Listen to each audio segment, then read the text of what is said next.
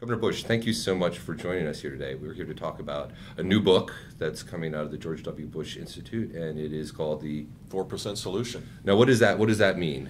Well, if you create through good policy, create a climate of sustained economic growth, much of the debate today about inequality of income and job creation would be a completely different conversation. And frankly, this isn't pie in the sky kind of talk. This could actually happen in the United States. Very few countries could actually aspire to a high growth strategy, and we can, and we should. And you mean 4%, you mean 4% GDP growth? 4% real growth in the economy over a sustained period of time turns compounding into our friend instead of our enemy. Now, a skeptic might point out that if we look back since World War II, we've averaged about 3%. We've had periods of 4% growth. What is the magic that's going to bring us back to that above trend line growth? Well, I think what the book advocates is a comprehensive strategy, an immigration strategy true to our heritage, an energy strategy that's based on American innovation and our own resources to start with. A tax strategy that simplifies the code and unleashes the entrepreneurial spirit of the country.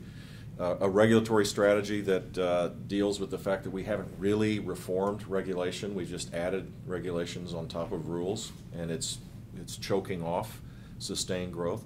So there's no one silver bullet. Education policy that assures that more than just a third of our kids are college and or career ready after we spend more per student than any country in the world. There's a lot of low-hanging fruit. Let's talk about education for a second. This is one of your keystones when you were governor of Florida. Yeah. Certainly very supportive of the charter school movement.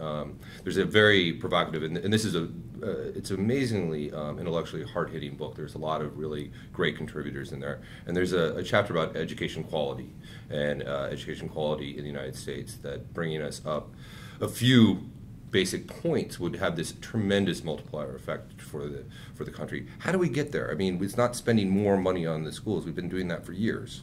So if you take, if you use the PISA test, if you move up 25. Explain for our PISA is the test that's administered to 15-year-olds in the OECD countries, and we're in the middle or the back, depending on whether it's reading, math, or science. And if you move to the middle, you end up creating hundreds of billions of dollars of additional income for people. In effect, the higher the education outcomes for students, the greater the probability that they can create income for themselves and their families. And we need a transformation. This is a struggle for sure, but it's doable. High standards, accountability around those standards, accurate assessments of those standards. A focus on literacy in the beginning grades, higher courses, higher quality courses in the later grades, the ending of social promotion, school choice, both public and private in my opinion, and then finally moving to a competency-based model, not seat time, but completing the task being the driver of moving forward, which we can do now. This wacky thing called the internet creates content opportunities that just defy the imagination. You can move to a customized learning environment now, but that means changing in 50 states an array of rules that cloak off ingenuity and innovation, and we need to do it quickly. And let's also talk about immigration. Now, immigrants have driven economic growth in this country to a tremendous degree. And Gary Becker, the Nobel laureate, writes a nice chapter in the book talking about how some of the demographics that are changing in Mexico, lower birth rates, greater economic opportunities at home. I mean, people don't really want to leave their home to come here. They come here for economic reasons. Exactly. And so we're going to probably be facing a world where we want more immigrants to come. And I know that sounds a shock for a lot of people who've been like, keep them out, but we sort of need them to grow. And he proposes something really kind of unique, sort of auctioning off legal immigration. What are your thoughts on that? I read that and I thought it was a really intriguing idea. I don't know exactly how it would work, but if Gary Becker says it's a good idea, the guy won a Nobel He's worth paying Prize. attention to. Yeah, I mean, anybody that's got a Nobel Prize in their title makes you want to take note. It's clear to me that we're fighting last decade's battle as it relates to immigration, and not focus on the fact that our demographics and the demographics of our neighborhood have changed radically, and that we should change our immigration system completely. I mean, I think the idea of quotas by country is obsolete. The idea is, what kind of people do you want to come to the country, and reaffirm what being an American is. And what built the country, frankly. Immigration, the beauty of it is it revitalizes all of us, not just those that arrive, but everybody. Because immigrants, more than any other group, embrace American values. They know what they are, for starters, which would be a nice thing for all of us to have. And they bring energy and vitality that's not taking things away from people, it's actually adding tremendous value. So without a completely different immigration policy, there's no possible way the United States could grow at 4% over a sustained period of time. But with it, there's no reason why we couldn't. And that distinguishes us to every other country in the world, frankly. I mean, other than Canada and maybe Australia, who've embraced this kind of strategy, the United States is poised for sustained growth because of it. If we can turn to current events for just a second. When you were governor of Florida, you had a very broad support base. Lots of different types of people supported you. Well, you may remember something different, but I think largely true. Whoever it is going to be the next president of the United States, is going to be facing a nation that's fairly divided right now, fairly divisive. What can they do, whether it's Romney, whether it's Obama, to sort of build a broader consensus? Because without it, nothing's really going to get done.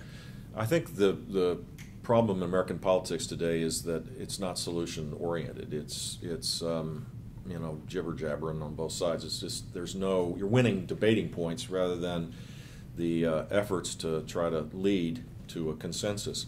I just finished reading Robert Caro's book on Johnson during the 6 weeks after the Kennedy assassination, and that's the exact opposite of what we're living through today, where Johnson used these incredible skills to accomplish a 25% cut in income tax rates across the board, a reduction in the budget, by the way, from $101 billion to $98 billion, and the most meaningful civil rights law change, all in a 6-week period. It takes leadership, right, and the conversation changed because he did not let people up for air. I mean, he was all in, and that needs to happen. And I think what the next president will find is, if they do that, if they actually lead, people will follow. Right now, I think people seem to be in politics a little scared of their shadows. Interesting. If there's one thing that you would say that's missing right now from the national debate at the presidential election level, what aren't people talking about that maybe they ought to be?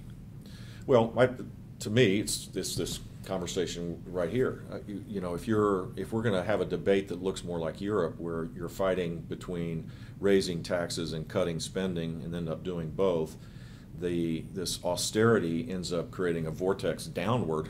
And we need to limit government for sure, but to create opportunity, you have to create a climate of sustained high growth, and that's not what this debate is about yet. Now, it may, we're still relatively new in the election process. It's July. My hope is that Governor Romney will use this as an opportunity to lay out a dramatic shift of policy, not just to say the president's failed, but to create an alternative. And the president would have to respond in kind, and then this could be a transformational election.